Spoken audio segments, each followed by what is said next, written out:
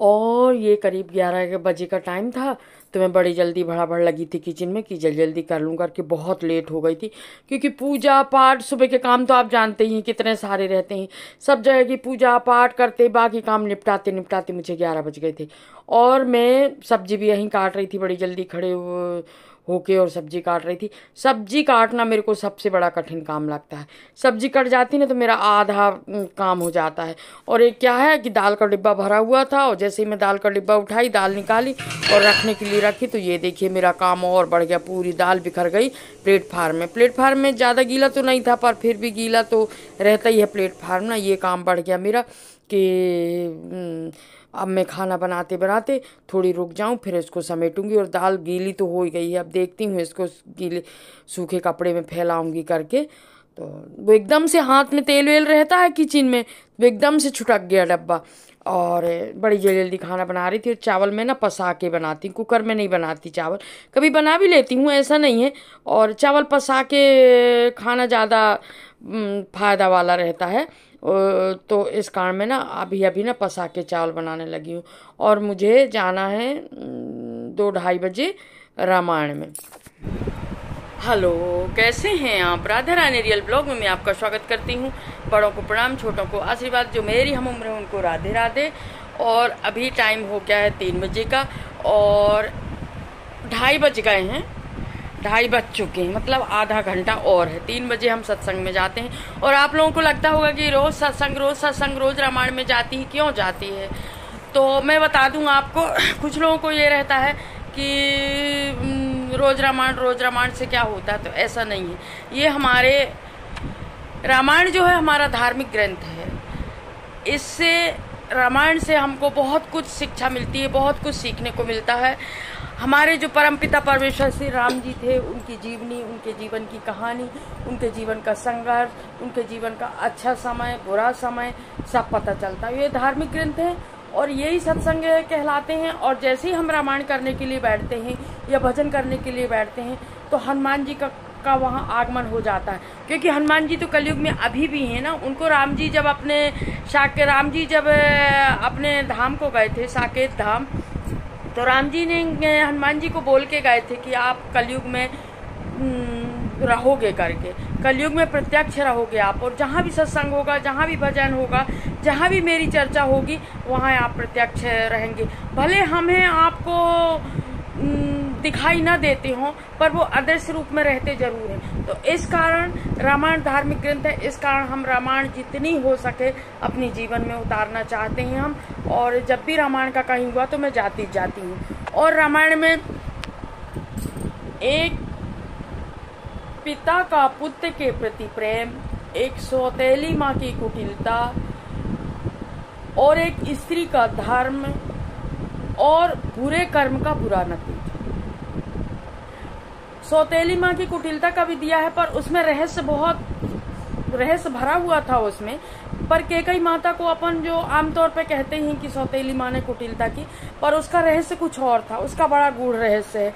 उसमें कैकेयी माता की इतनी गलती नहीं थी। वो भी ब्रह्मा जी के द्वारा सरस्वती जी उनके जीवन में विराजमान हो गई थी। अगर वो ऐसा ना करती तो राम जी, बहुत सारे संत मुनि जो थे, उनको दर्शन देना, और रावण की मृत्यु। रामायण में ये बताया गया है कि अगर आप कर्म अच्छे कर रहे हैं, बुरे कर्म, गलत चीज, चाहे भले आपके सोने की लंका क्यों ना हो, एक न एक दिन ढह ही जाती है। ये बात बतलाई गई है।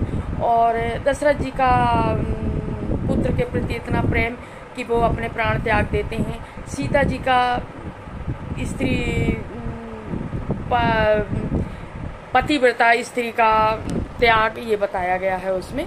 तो अगर राम जी बनना चाहते तो कैसे वो संत मुनि को दर्शन दे पाते, रावण का कैसे दहन कर पाते, रावण को कैसे मार पाते, ये सब उसमें दिया गया। और हमारे धार्मिक ग्रंथ हैं, इनको पढ़ना और अपने जीवन में उतारना। पढ़ना एक अलग बात है और अपने जीवन में उतारना एक अलग बात है। तो रामायण अपन पढ़ रहे हैं, उसको जीवन में उतारें, ये ये सबसे वो है कि सत्संग में हम जा रहे हैं, रामायण पढ़ रहे हैं, पर उसको अपने जीवन में भी उतारें।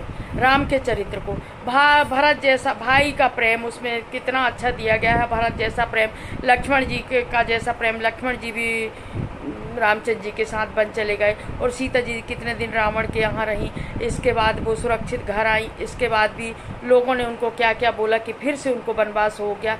मतलब तुम अच्छा भी करोगे तो लोग उसमें कहते ही हैं। तो ये सब चीज़ सुनने और समझने को मिलती है रामायण में।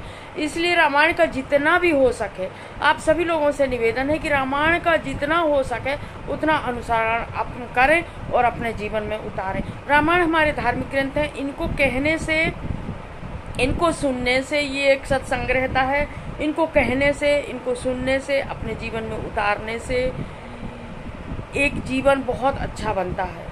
और जो हमारे परम पिता परमेश्वर जिन्होंने जितनी बड़ी दुनिया रचाई है, उनका पूरा जीवन परिचय कि वो भगवान हो के भी मृत्युलोक में आके इतने सारे कष्ट भोगे हैं। तो हम आप तो ये है कि हम आप तो आम लोग हैं, हम आपको तो कष्ट सुख और दुख तो ये लगा ही रहता है। जब भगवान को इतना दुख हुआ है, वन में गए हैं, चाहते तो वो सब जानते थे कि ऐसा होगा वन में जाके, चाहते तो वो वन में ना जाते, वो मना कर देते वन में जाके और बढ़िया अयोध्या का राज करते, पर ऐसा नहीं। उन्होंने अपने कर्म के प्रति उन्होंने अपना कर्म, माँ की आज्ञा मानी कि नहीं माँ ऐसा कह रही है तो हम जाएं। तो माँ की आज्ञा का, पिता का त्याग का, भाई का प्रेम का, ये सब दिया गया है रामायण में। इसलिए रामायण कहना, रामायण अपने जीवन में अनुसरण करना बहुत ज़रूरी है। और आप सभी लोग भी रामायण करिए और सत्संग करिए, भजन करिए, कीर्तन करिए, वहाँ हनुमान जी जरूर आते हैं। और अपने जीवन में रामायण का अनुसरण करिए। अगर इन बातों में मेरे से अगर कहीं भी थोड़ी सी भी गलती हो गई हो तो आप लोग माफ़ कीजिएगा। और चलिए अब चलते हैं सत्संग में और सत्संग का आनंद लेते हैं।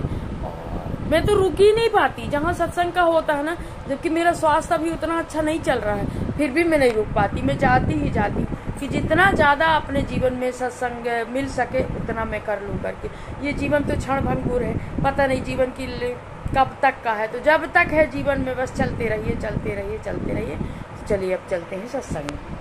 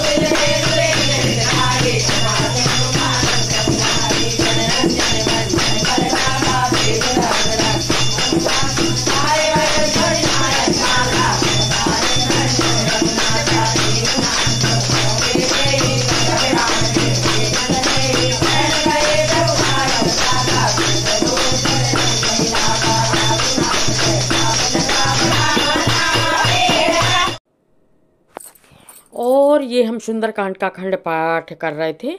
सबके घर में प्राय सभी लोगों के घर में गणेश जी हैं, तो कुछ लोग सुंदरकांड का पाठ करवाते हैं, कुछ लोग दोहे वाली रामायण करवाते हैं, कुछ लोग भजन करवाते हैं। तो वो सब एक ही बात है, भगवान का नाम होना चाहिए। और देखिए जरा हम सभी से सुंदरकांड का पाठ कर रहे थे।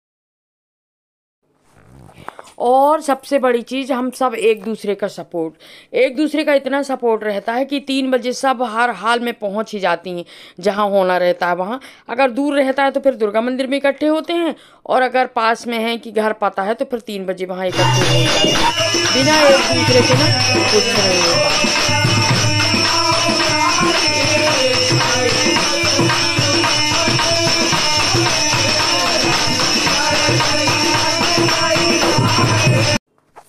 और ये थी रात के 10 बजे की बात, जब 10 बजे भी घर में रामायण हो रही थी, क्योंकि गणेश जी रखे हैं। तो 10 बजे जेंट्स लोगों की रामायण हो रही थी। घर के भाई लोग रहते हैं, 1-2 लोग और बाहर के आ जाते हैं। तो रात में 10 से लेकर के करीब 1-1:30 बजे तक रामायण हुई। आज तो पूरा दिन मेरा रामायण में ही निकला, और बड़ा अच्छा लग रहा था मुझे। ऐसा लग रहा था कि रामायण होती रहे और मैं सुनती रहूं। और